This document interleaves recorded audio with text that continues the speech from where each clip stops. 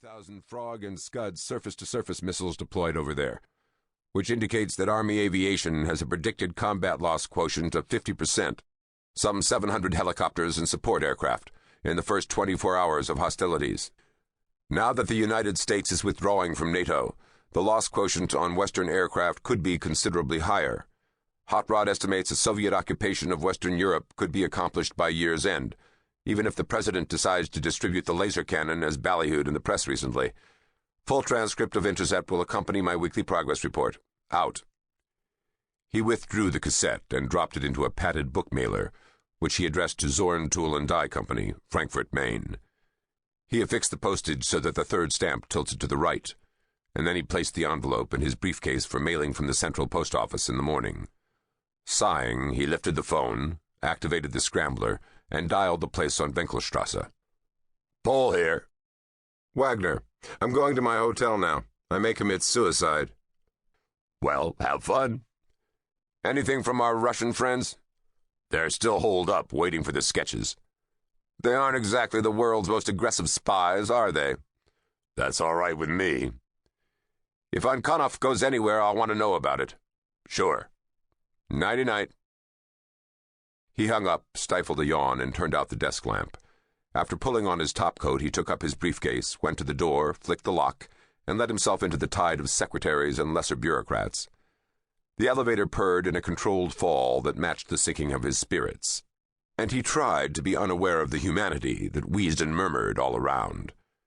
In an effort to rally a cheerier mood, he thought of a limerick, the one about there was a young girl in a lift, and he felt a smile rolling over in the ooze.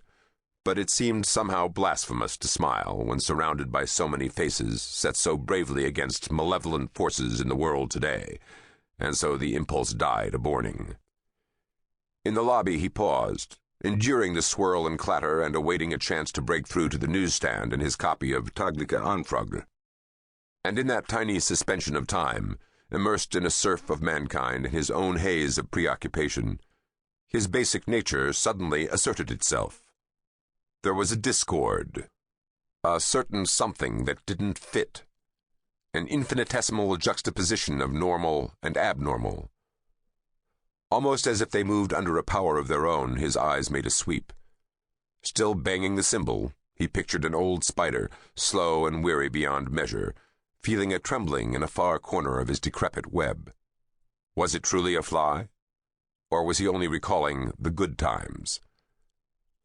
A woman, hurrying, brushed against him, and struggling for balance, dropped her handbag. She was a brunette with a Prince Valiant haircut, slim and elegant in her red suit. He stooped, retrieved the bag, and handed it to her.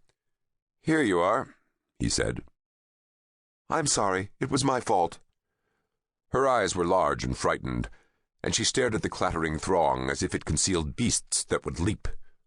Thanking him absently, she placed the bag under her arm and crossed the lobby to stand waiting in the shadow of a plastic tree. All crowds hold their share of frightened people, even frightened good-looking women. Very few of them, though, contain frightened good-looking women who carry pistols in their purses. Her purse was one of those knitted things, soft, pliable, and probably no more expensive than an ermine barracks bag. It bulged at one side, and he guessed that it was a .32 caliber bulge. And this was, by the definitions of his grubby trade, a discord. He made his way to the newsstand, paid for his paper, and sidled into the lee of a fluted column, where he watched her for a time. She was very good-looking indeed. Time must have been important, because she kept glancing nervously at the big clock that hung from the marble gloom above. Nearly 5 minutes passed, and just as he had decided she'd been stood up, a man came out of the crowd, took her by the elbow, and half pushed, half led her out the lobby door. He was of medium height, chunky in his black topcoat, and he had mean eyes and a mouth pinched by years of unvented angers.